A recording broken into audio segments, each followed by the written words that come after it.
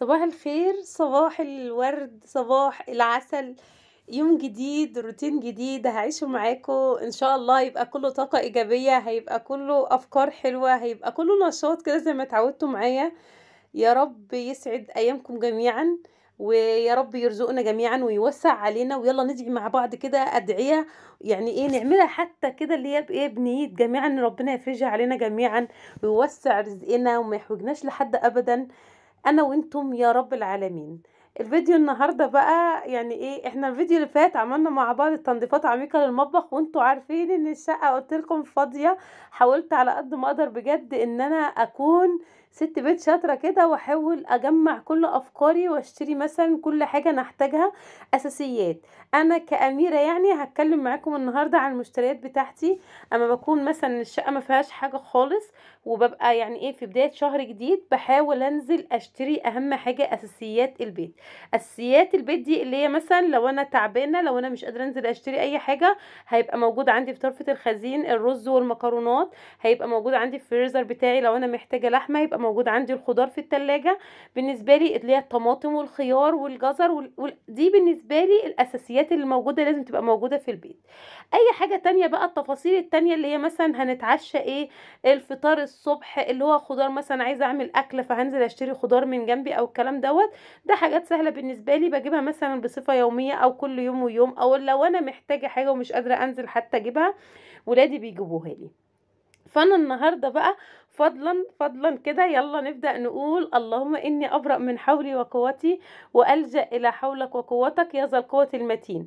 اللهم اعني ولا تعن علي. يا رب قوينا وادينا الصحة، واجعلنا دايما واقفين على رجلينا، نخدم اولادنا ونشوف مصلحة بيتنا، ونبقى ستات بيوت شطورات، الكل بجد يبقى منبهر بينا. انا طبعا بدعي لنفسي وليكوا علشان انا بحس ان انتوا قريبين لقلبي جدا، انتوا اخواتي ونعمة كبيرة ربنا بعتها لي في حياتي، بجد يا رب يديمكم نعمة في حياتي. تعالوا بقى نبدأ الفيديو بتاعنا. الفيديو دوت الجزء اللي انتوا شايفينه دوت كده، انا بدأت كده الصراحة هقول لكم يعني انا اتهد حيلي بجد، وطلع عيني وبدوخ في اليوم دوت ومبقاش قادرة. بس ببقى مبسوطة بعد كده ان ممكن اقعد 10 ايام كاملين، اللي هو بجيب حاجات بسيطة زي ما قلت لكم كده، تخاطيف او ولادي بيجيبوها.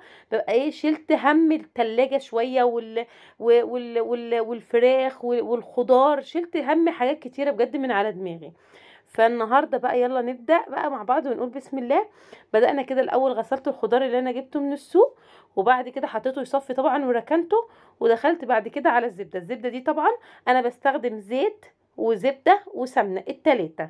كل حاجة بعملها في الأكل كده بستخدم مثلا زبدة مع زيت، سمنة مع زيت، على حسب الأكل اللي أنا بعمله.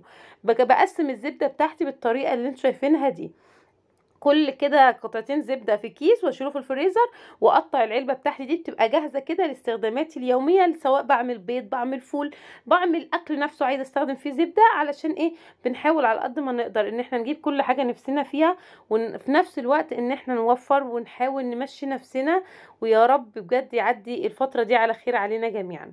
جيت هنا بقى جايبة الطحينة، جايبة سمنة، جايبة كاتشب، جايبة مستردة، جايبة عسل، جايبة صلصة.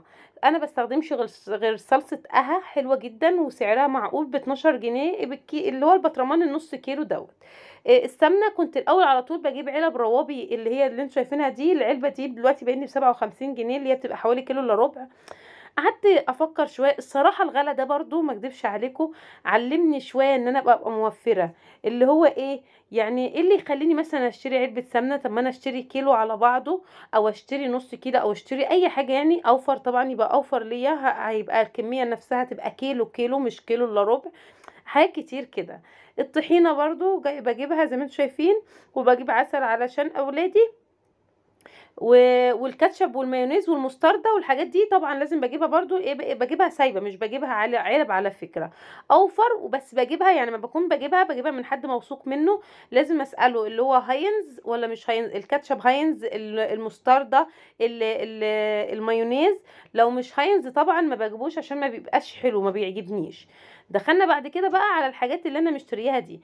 بصوا بقى، انا كأميرة اشتريت كتير قوي، وبقالي سنين كده اللي هو بقعد اشتري جربت من العلافين، وجربت من الاكياس المكرونات، وجربت كل حاجة، لحد ما في الاخر توصلت ان المكرونة اللي هي المقصوصة اللي انتوا شايفينها قدامكم دي، والقلم، الاتنين اللي هي بتاعت البشاميل دول، بيبقوا وحشين جدا في السايبه.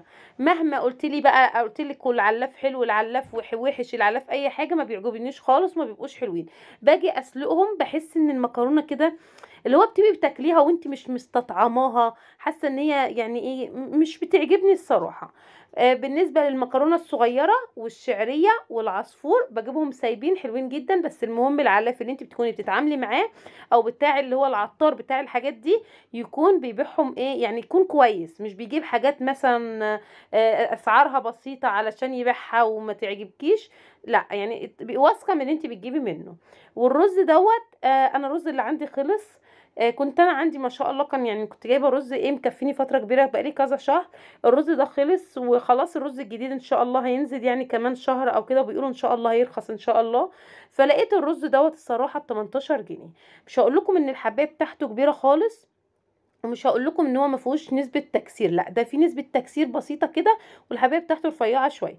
بس هو ب 18 جنيه، سعره معقول، يمشي الفتره ديت. جايبه انا كميه منه يمشي الفتره دي ان شاء الله، على ما نجيب الرز الجديد. وعلى فكره انا كنت قبلها بيومين بالظبط، قبل ما اجيب الرز دوت، كنت مشتريه رز جاهز. رز يعني اللي هو بتاع الشكاير ده سايب. الكيلو كان ب 24 جنيه، والله العظيم مسكتهم الاتنين كده قدام بعض، ابص في ابو 18 وابص في ابو 24، لقيت الاتنين متقاربين جدا، اللي هو يعني اصلا شبه بعض، يعني الفرق اصلا مش فاهمه ايه ليه الفرق دوت. واما جربت اوريكم حتى كيس كده ان انا مجرباه وعملت منه اكل حلو جدا، وما فيهوش اي حاجه، ولا بيعجن ولا شكله وحش ولا اي حاجه. تمام. وبقى فضينا برضو النشا والكاكاو والدقيق وكل حاجه كده، ونضفنا وضفه الخزين، اصلا انتوا عارفين ان احنا منضفينها مع بعض من الفيديو اللي فات، وكل حاجه يعني احنا بنرص حاجتنا النهارده على نظافه. اكتر حاجة تعبتني كمان في اليوم دوت ان النور قطع ساعتين متواصلين، ساعتين، عارفين اللي هو ايه، بقيت قاعدة، الجو حر جدا، مش عارفة اكمل تصوير معاكم، الدنيا ضلمة، مولعة اصلا كشاف التليفون، مولعة شمع والكشافات وكده، اللي هو هاعمل إيه، خلاص بقيت واقفة في البلكونة أصلًا من شدة الحر.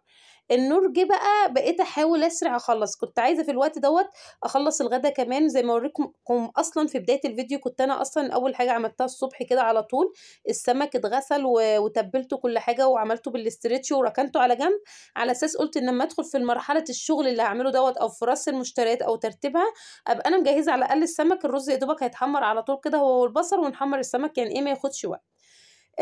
الأكل بيتعمل في الوقت دوّة والسمك بيتحمّر، باجي هنا يعني أنا باعمل من هنا لهنا، عارفين اللي هو مشغّلة نَفْسي كده في المطبخ. الليمون باحفظه بالطريقة اللي أنتم شايفينها ديّة، بالفّه في ورق بالطريقة دي، واحطه في علبة كده، واحط على وش العلبة منديل يمتص قطرات المَيّة اللي بتنزل، بيتحافظ عليه لمدة شهر كاملة، وكلمتكم في الموضوع ده كذا مرّة قبل كده. الخضار بقى نفسه في الفترة اللي النور أصلًا قطع فيها، وقفت أنا بقى بالنسبة ليّا عادي لو في الضلمة عادي كده، نشّفته وعبّيته في الأكياس. أنا بارُص حاجتي في التلاجة في منظمات، بس باحطها الأول برضه في أكياس، ودي خطوة مهمة جدًا، جدًا لو عايزة بجد تحافظي على حاجتِك أطول فترة، تقعد معاكِ يوم، 2، أسبوع، 10، يبقى ما تتبلش الخضار بتاعِك نفسه ما يتبلش. فكرة إن أنتِ تحطيهم في منظمات كده على طول وتغطيهم بستريتش أو تسيبيه كده في التلاجة، الخضار بيدبل طبعًا على طول.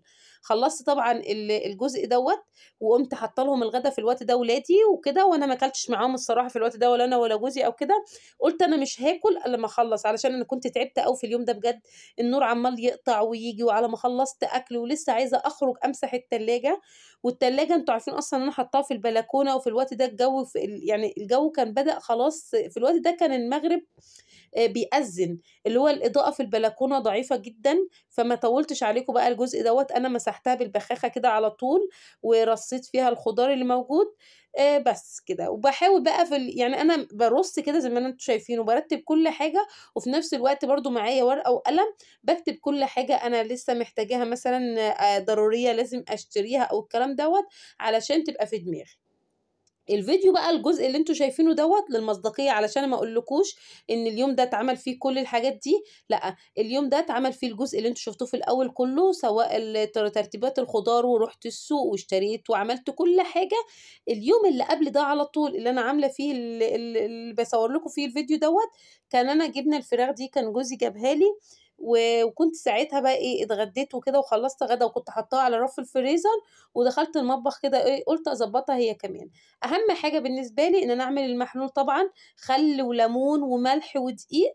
أنا من الناس أو إحنا من الأشخاص اللي يعني بُصّوا نعمة كبيرة طبعًا إن ربنا يرزقنا ونجيب ويوسّع علينا جميعًا، بس إحنا عندنا يعني ما تفهموهاش هي فوبيا كده أو حاجة من الفراخ اللي هو لازم نغسلها كويس جدًا، جدًا. أنا يوم ما باقف أغسل الفراخ دي أنا والله العظيم أنا باكلمكم بكل صدق، أنا ممكن أقف على الحوض أكتر من ساعتين باغسل في الفراخ، باخلّص أصلًا ألاقيني مش قادرة أقف على رجلي. ليه يا أميرة كل ده؟ كده، اللي هو بامسكها من بُصّوا زي ما أنتم شايفين كده بالسكينة وبالمقص، وأقص الأجزاء الزيادة وارفع الجلد لفوق. واشيل كل الدهون اللي تحت الجلد، واشيل كل الزلال اللي أنا حاسة بيه على قطعة الفراخ، وبعد أمّا أخلّص كل دوّة والله العظيم أحطها في المحلول، واسيبها في المحلول مثلًا حوالي نُص ساعة أو ساعة على حسب الوقت يعني براحتي.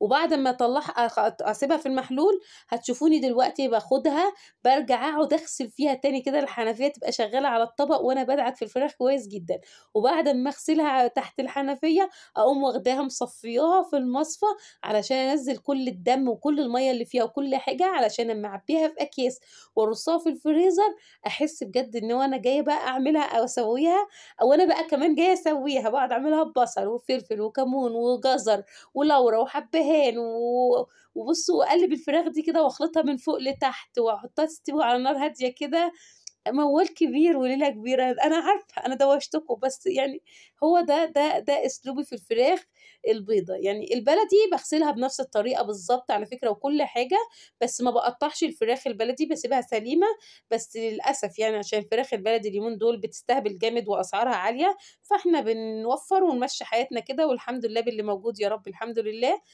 فباجيب أبيض، الأبيض ده لازم يتقطّع يعني ما حدش يقنعني إن ممكن يحط فرخة سليمة بيضا كده تستوي على بعضها، مش عارفة إزاي، دي لازم تتغسل كويس جدًا من برّه ومن جوّه، ولو نطول يعني نعقّمها بشوية ديتول، هاعقّمها كمان بشوية ديتول، أهو زي ما أنتم شايفين كده. في اليوم ده بقى حاولت أنا إيه يعني عايزة بُصّوا اللي هو كنت أعمل أي حركة، كنت عايزة أحس إن أنا موفّرة، اللي هو قُلت لنفسي إيه، في فرختين لقيتهم كبار أوي ويعني إحنا أصلًا ما بنحبش قطعة الفراخ اللي تبقى كلّها نسار دي ما بنحبهاش، فقُلت خلاص أقطع الصدر كده أحاول أطلّع منه برضه قطعة فراخ في الكتف، وفي نفس الوقت الصدر من تحت كده حتى لو هاقطّعه قطع بانيه زي ما أنتم شايفين رفيّعة كده، ويبقى إيه عملت وجبة بانيه، والكبد والقوانص بتاعتها برضه عملتها وجبة، والطبق ده برضه لقيت القطع بتاعته صغيّرة في الفراخ كده، قُلت أبقى أعملها مشوية، وأجيب عليها فرخة تانية صغيّرة كده حوالي كيلو ونُص برضه عشان نبقى نشويها في يوم، وقسّمت بقى الوجبات بتاعة الفراخ بتاعتي زي ما أنتم شايفين كده على 4 إيه وجبات.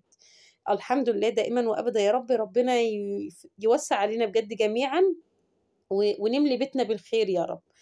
الحوض بقى، دي خطوة بعد بُصّوا الخطوة دي بقى بالنسبة لي بعد الفراخ ياه! لازم الخل بارُش خل في الحوض زي ما أنتم شُفتوا كده، مش عارفة أنا جبتها لكم في لقطة كده في البداية وأنا جاية أغسل، مش عارفة شُفتوها والّا لأ، واحُط خل في الصابون، وامسك الحوض كلّه من جميع الجوانب وخلّيني أغسل فيه واغسل فيه، والحاجات اللي أنا استخدمتها أقعد أغسل فيها من كل حتة هي كمان. وأي حاجة على الحوض، بتاعة الصابون نفسها اللي فيها صابون تتغسل، واللي فيها سلكة اللي هي الإسبونشة اللي باغسل فيها تتغسل، وأي حاجة. وبعد أمّا باغسل كل ده واشطفه، بابقى أنا عايزة أدخل أنقع نفسي في خل وديتول ومَيّة وكل حاجة علشان نطلع من الزفارة اللي إحنا كنا قاعدين فيها. هو ده أسلوبي، ده أنا دماغي، أنا عارفة في ناس منكم دلوقتي بيقولوا عليّا أميرة مجنونة دي والّا إيه، بس معلش بقى بما إني باشارككم يومياتي وباشارككم أسلوبي أو طريقتي في كل حاجة في التنضيفات، والله أنا فرحانة جدًا بجد إن في ناس كتير منكم عاجبهم يعني طريقتي في التنضيفات، وبقيت أشوف كومنتات حلوة أوي بتتكتب لي بسبب كده، يا رب يديمكم بجد نعمة في حياتي، بجد ربنا يبارك لكم، لكل حد جميل كده بيحط لايك، أو كل حد بيحب يسعد حد غيره كده ويكتب له كومنت حلو يدخّل السرور لقلبه، يا رب يسعد قلوبكم جميعًا.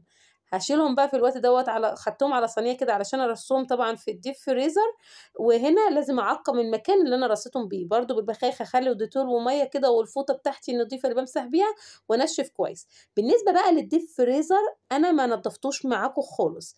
بتنضّفيه إزاي يا أميرة؟ بانضّفه بالطريقة اللي أنتم هتشوفوها دي، اللي هو كل أمّا أجيب طلبات أحطها في درج معيّن، أطلّع الدرج أغسله كويس جدًا وأنضّفه وأقوم راصة فيه الحاجة، وبالطريقة دي بانضّفه باستمرار درج، درج، كل أمّا آجي أرُص في درج حاجة جديدة باغسله بالطريقة دي، وباحافظ عليه طول السنة بالطريقة دي نضيف، لإني مش باسيب الدرج يعني ما باراكمش الحاجة في الدرج مرّة و2 و3 من غير ما أغسله، يعني كل أمّا أرُص جديد باغسل الدرج. وكده الفيديو بتاعي خلص، يا رب يكون عجبكم ويمدّكم بطاقة إيجابية، وشكرًا على متابعتكم ليّا، باي باي.